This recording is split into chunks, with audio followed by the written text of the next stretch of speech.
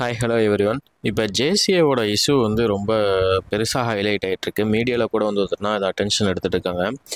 But ஜேசிஏவில் அது இஷ்யூவே கிடையாது. ஆக்சுவலாக வந்து பார்த்தீங்கன்னா அவங்க அதை கேண்டிடேட்டோட புரிதல் இல்லாமல் வந்து அது தவறான இதில் போயிட்டுருக்கு. ஆக்சுவலாக என்ன அப்படின்னா இதில் என்ன பிரச்சனை அப்படிங்கன்னா இப்போ வந்து ஜேசிஏக்கான செகண்ட் லிஸ்ட்டுன்னு சொல்கிறதோட வந்து கவுன்சிலிங் நடக்க ஒரு லிஸ்ட் வந்து விட்டு அதுலேருந்து கூப்பிட்டுருந்தாங்க. அதில் நாட் ரீச்டு எல்லாத்தையுமே வந்து பார்த்தீங்கன்னா கூப்பிட்டுருந்தாங்க.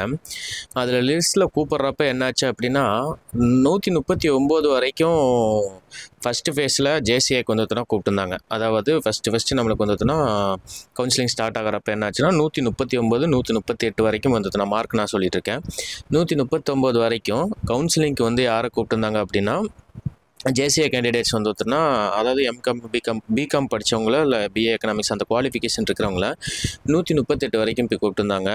அந்த 138க்கு அப்புறம் என்னாச்சு அப்படின்னா அதுக்கப்புறம் அந்த கேண்டிடேட்ஸ் வந்து அந்த 138 வரைக்குமே அந்த 1:3 ஃபுல்ஃபில் ஆனங்காட்டி கூப்பிட்டுருந்தாங்க. பட் ஆனால் முதல்ல இருந்த எல்லாருமே ஜேசிஏவை ப்ரிஃபர் பண்ணாமல் அசிஸ்டண்ட்டை தூக்குனங்காட்டி என்ன ஆயிடுச்சு அப்படின்னா அதில் வேக்கண்ட் அதிகமானங்காட்டி என்ன ஆகுங்க, செகண்ட் லிஸ்ட்டு ப்ரிப்பேர் பண்ணாங்க.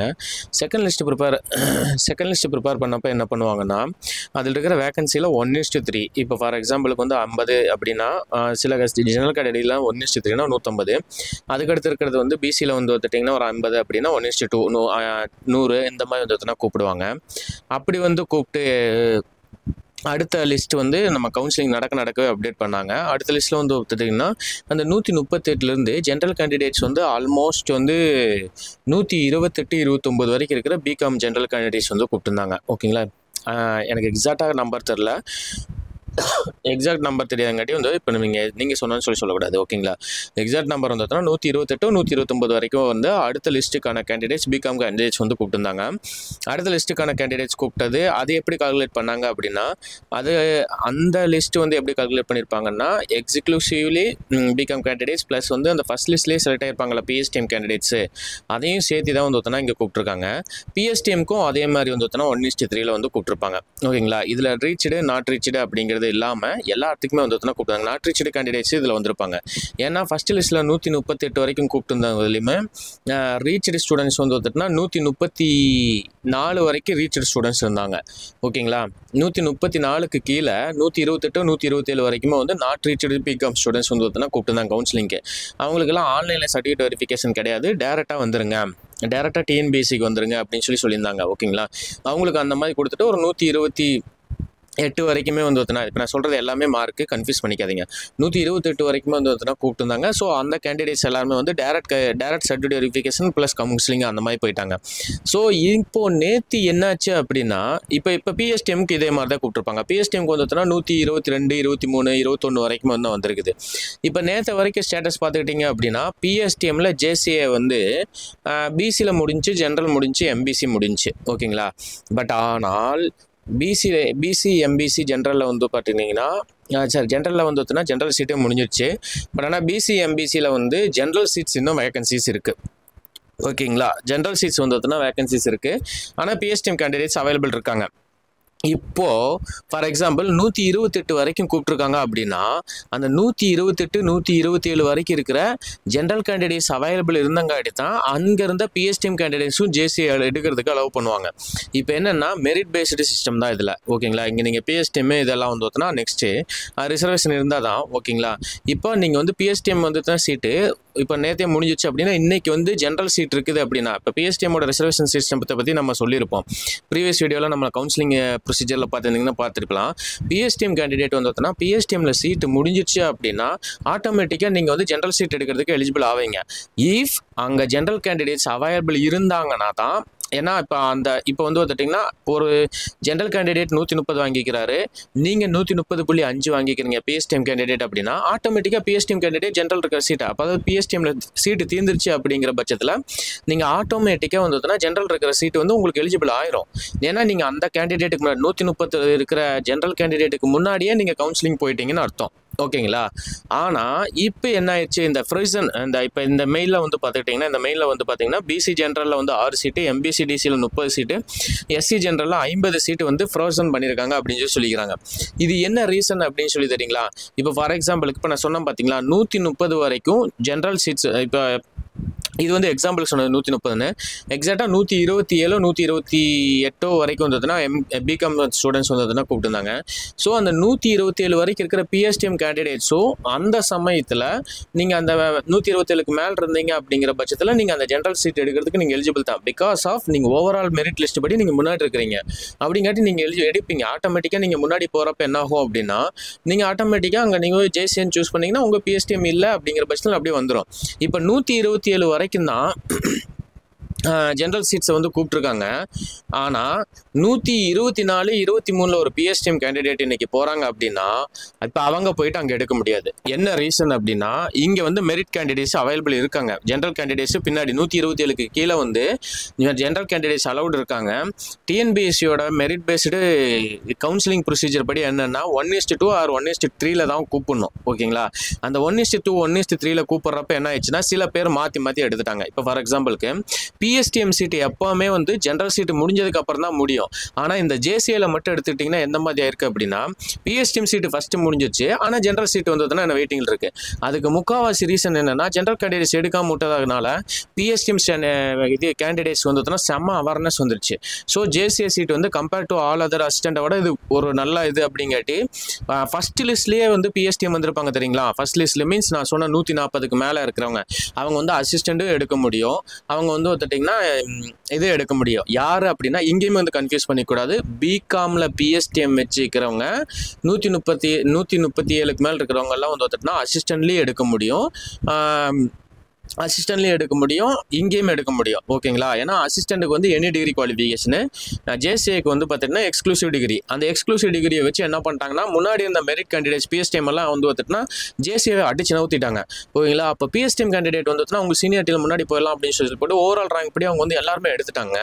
ஸோ பின்னாடி அதுக்கடுத்து செகண்ட் லிஸ்ட்டில் கூப்பிட்டவங்களையும் வந்து பார்த்துட்டிங்கன்னா செகண்ட் லிஸ்ட்டில் 127 வரைக்கும் இருக்கிற பிஎஸ்டிஎம் கேண்டிடேட்ஸ் பிகாம் வச்சுருந்தா அவங்களுக்கு அசிஸ்டண்ட்டே எலிஜிபிள் இருந்தாலுமே அவங்க ஜேசிஏ வந்து ப்ரிஃபர் பண்ணாங்க. அதனால தான் இந்த இடத்துல பிசிஎம்பிசி வந்து பார்த்திங்கன்னா செம்ம அடி வாங்கியிருக்குது. ஓகேங்களா? பிஎஸ்டிஎம் வந்து அடி வாங்கியிருக்குது. இதில் நல்ல ஒரு புரிதல் வேணும். கவுன்சிலிங் வந்ததுன்னா புரிஞ்சிருந்தால் மட்டும்தான் இந்த இப்போ நான் சொல்கிறது எல்லாமே புரியும். ஓகேங்களா? நம்ம புரியாமல் தவறான டேட்டா வந்து நம்ம சொல்கிறது வந்து நம்ம தப்பு. ஏன்னா இந்த கவுன்சிலிங் ஸ்டார்ட் ஆனதுலேருந்து டிஎன்பிஎஸ்சி வந்து இந்த குரூப் 2A கவுன்சிலிங் இந்த குரூப் 2க்காக வந்து எவ்வளோ கஷ்டப்படுறாங்கன்னு தெரியும். இதில் வந்து எந்த விதமான ஒரு சிறு தவறும் நடந்துடக்கூடாது அப்படிங்கிறதுக்காக தான் வந்து எல்லாமே பண்ணிட்டு இருக்காங்க. இப்போ மெரிட் பேசிஸ் சிஸ்டத்தில் இந்த பிஎஸ்டிஎம் கேண்டிடேட் எல்லாம் வந்து லிஸ்ட் 1 கேண்டிடேட்டு லிஸ்ட் 2ல், அதாவது லிஸ்ட் 1 லிஸ்ட் 2 நான் சொல்ல வர்றது இப்போ கவுன்சிலிங் ஆரம்பிச்சதுக்கப்புறம் ஃபஸ்ட் டைம் வந்து ஒரு லிஸ்ட் 138 வரைக்குமே, லிஸ்ட் 2ங்கிறது 127 வரைக்கும் இருக்கிற எல்லாருமே பிஎஸ்டிஎம் பிகாம் பிஎஸ்டிஎம் வச்சுக்கிறவங்களே எல்லாமே வந்து இங்கே ப்ரிஃபர் பண்ண ஆரம்பிச்சிட்டாங்க. ஏன்னா அங்கே ஜேசிஓட ஒர்க் நேச்சர் வந்து முதல்ல வந்து தவறாக பரப்பப்பட்டு அதுக்கப்புறம் வந்து நல்லா ஒரு புரிதல் இல்லாமல் தான் நிறைய பேர் வந்து அதை விட்டாங்க. பட் ஆனால் பிஎஸ்டிஎம் கேண்டிடேட்ஸ்க்குலாம் அந்த அவேர்னஸ் வந்தங்காட்டி ஆட்டோமேட்டிக்காக ஜென்ரல் சீட் ஃபில் ஆகிறதுக்கு முன்னாடி பிஎஸ்டிஎம் சீட்டெல்லாம் எடுத்து நவுத்திட்டாங்க. பிசி பிஎஸ்டிஎம்மும் முடிஞ்சிச்சு, எம்பிசி பிஎஸ்டிஎம் முடிஞ்சிச்சு. இப்போதைக்கு அவைலபிலிட்டி இருக்குது. எஸ்சி பிஎஸ்டிஎம்ல 4-5 தான் இருக்குது. பட் ஆனால் ஜென்ரல் சீட் 50 இருக்குது. ஓகேங்களா? இது ஹரிசாண்டல் ரிசர்வேஷன் காட்டி தான் பிஎஸ்டிஎம் கேண்டிடேட் போய் ஆட்டோமேட்டிக்காக சூஸ் பண்ணுறப்போ பிஎஸ்டிஎம் சீட் குறைஞ்சிக்கிட்டே வரும். ஸோ இந்த புரிதல் இல்லாதங்காட்டி என்ன ஆகுதுன்னா இன்னைக்கு இப்போ நம்ம ஃபஸ்ட்டு ஃபோட்டோவில் போட்டுக்கிற அந்த மேடம் பேசுனது எல்லாத்தையுமே நான் கேட்டுட்டு தான் வந்து நான் சொல்கிறேன். அவங்க வந்து என்ன சொல்றாங்க, நான் ரீச்டில் இருந்தேன் அப்படின்னு சொல்லி சொல்றாங்க. நீங்க பிஎஸ்டிஎம்ல மட்டும்தான் ரீச்சில் இருந்திருக்கீங்க. அவங்க நாட் ரீச்சடா இருந்தாலுமே மெரிட் பேஸில் அவங்க வந்து அதிக மார்க் எடுத்திருக்காங்க. ஓகேங்களா? இப்போ பேசின மேடம் ஒரு எக்ஸாம்பிளுக்கு வந்து ஒரு 124 மார்க் எடுத்திருக்காங்க அப்படின்னா இப்போ கவுன்சிலிங் வந்து ஜென்ரல் கேண்டிடேட்ஸுக்கு 127 வரைக்கும் தான் நடந்திருக்குது. அப்போ அந்த 127 to 124 இருக்கிற வரைக்கும் ஜென்ரல் கேண்டிடேட்ஸ் மெரிட் லிஸ்ட்ல இருப்பாங்க.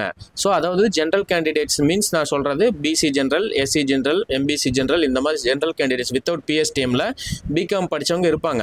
ஸோ அவங்க வந்து உங்களோட ஓவரால் ரேங்கை விட முன்னாடி இருப்பாங்க. நீங்க வரிசை எண் வந்துன்னா நீங்க இந்த இடத்துல நீங்க யோசிக்க கூடாது. உங்களோட ஓவரால் ரேங்க் படி அவங்க முன்னாடி இருக்காங்க அப்படின்னா அவங்களுக்கு வாய்ப்பு கொடுத்ததுக்கு அப்புறம் தான் நமக்கு கொடுக்க முடியும். ஆனா இது புரிதல் இல்லாமல் நான் ரீச்சில் இருக்கிறேன், பட் ஆனால் நாட் ரீச்சட் ஸ்டூடெண்ட்ஸுக்கு வந்து கொடுத்துருக்காங்க அப்படின்னு சொல்லி சொல்கிறாங்க. நாட் ரீச்சட் ஸ்டூடெண்ட்ஸாக இருந்தாலும் அவங்க உங்களோட மார்க் அதிகமாக இருக்கிறாங்க.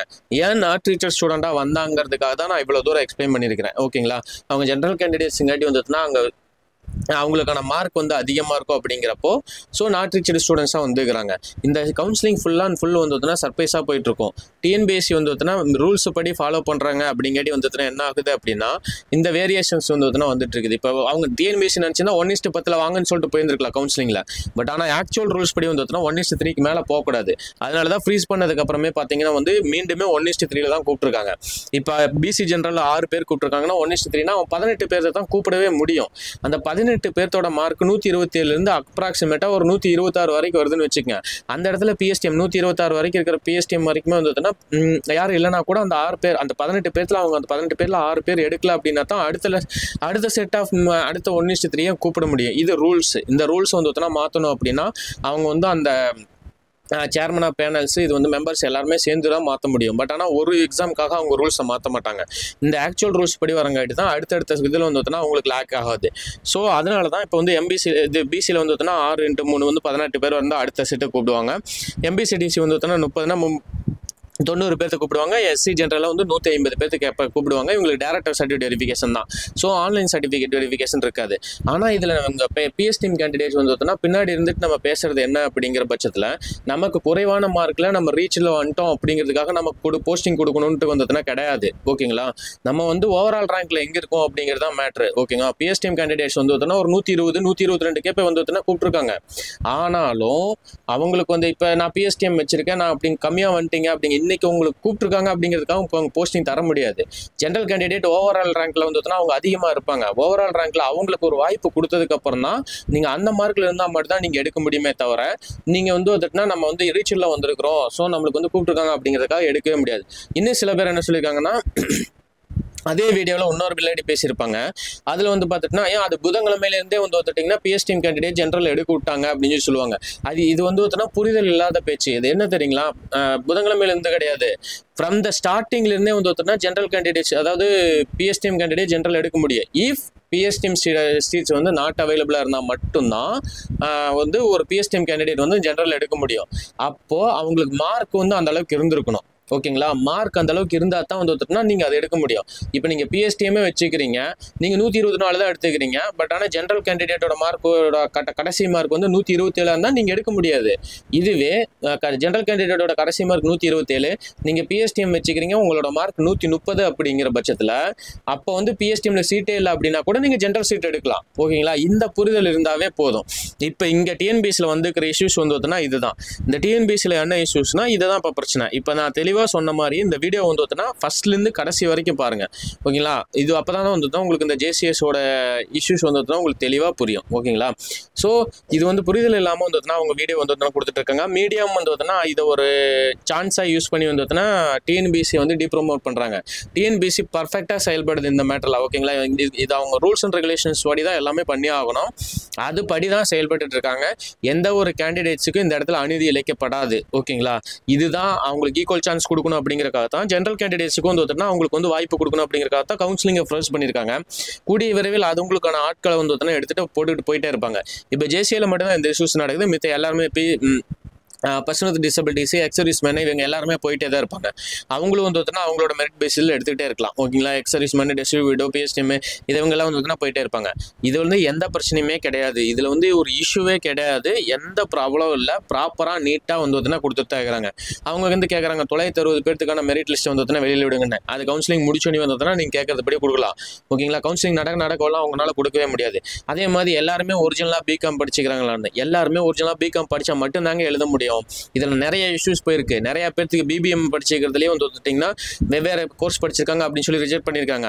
கார்பரேட் செக்ரட்டரிஷிப்பில் வந்து ஈக்குவலன்சி இல்லாமல் வந்து தான் ரிஜெக்ட் பண்ணியிருக்காங்க. டிஎன்பிஎஸ்சி இந்த மேட்டரில் ஸ்க்ரூட்டினிட்டி செம்மையாக பண்ணிட்டு இருக்காங்க பிகாம் மேட்டரில். ஓகேங்களா? இதில் எந்த விதமான இஷ்யூஸும் கிடையாது. ஏன்னா நீங்கள் லாஸ்ட் ஒரு எக்ஸ்க்ளூசிவ் ஜேசிஎஸ் ஸ்டார்ட் ஆனதுக்கப்புறம் பார்த்தீங்கன்னா தெரியும் டிஸ்ட்ரிபியூஷன் ஆஃப் வேகன்சி லிஸ்ட்டுமே வந்து ரிலீஸ் ஆகிறதுக்கு ஆல்மோஸ்ட் 7 to 8 o'clock வந்து ஆயிடுது. ஸோ அந்த அளவுக்கு அவங்களுக்கு டைம் எடுத்துகிட்டு தான் இருக்குது. இது வந்து நம்ம ஒரு புரிதல் இல்லாமல் இப்போ அவங்களுக்கும் நம்ம வந்து சப்போர்ட் பண்ணி தான் ஆகணும். அவங்க வந்து எந்த விதமான தவறும் செய்யாமல் எந்த விதமான இதுவும் பண்ணாமல் நம்ம பண்ணிட்டு இருக்கிற இடத்துல இது ஒரு புரிதல் இல்லாமல் நம்ம பேசுகிறப்போ வந்து ஸ்டூடெண்ட்ஸுக்கும் இது பேனிக்கை கிரியேட் பண்ணும். டிஎன்பிஎஸ்சி மேலே இருக்கிற நம்பகத்தன்மையும் வந்து இது குலைக்கிற மாதிரி இருக்கும். ஓகேங்களா?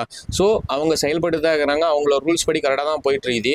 ஸோ இதில் எந்த இஷ்யூஸ் இல்லை. அடுத்த லிஸ்ட் வந்து ரெடி ஆகும் 1:3 ஆட்டோமேட்டிக்காக கூப்பிட போகிறாங்க. அந்த லிஸ்ட்டுக்குள்ளார உங்கள் மார்க் இருந்ததுன்னா கண்டிப்பாக நீங்கள் எடுக்கலாம். இப்போது பிசி எம்பிசி இவங்களுக்கான பிஎஸ்டிஎம் சீட் ஆல்ரெடி கான் முடிஞ்சு. ஓகேங்களா? இப்போ ஜென்ரல் கேண்டிடேட்ஸ் அங்கே இருக்கிற ஜென்ரல் சீட்ஸ் எடுக்காமல் இருந்தால் மட்டும்தான் ஆட்டோமேட்டிக்காக பிஎஸ்டிஎம் இருக்கிறவங்களுக்கு வரும்.